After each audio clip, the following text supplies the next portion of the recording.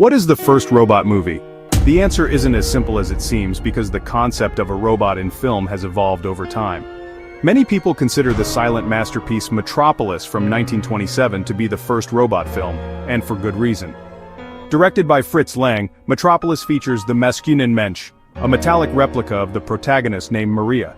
In this futuristic dystopian city, the robot is created to sow chaos among the working class, highlighting themes of social division and technology's role in society.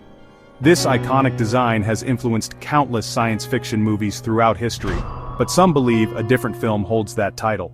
6 years before Metropolis, the Italian film The Mechanical Man from 1921 is considered by some to be the very first to show a full-sized mechanical being.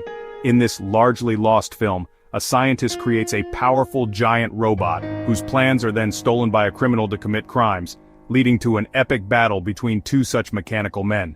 If you found this interesting, don't forget to like this video and subscribe to the channel for more.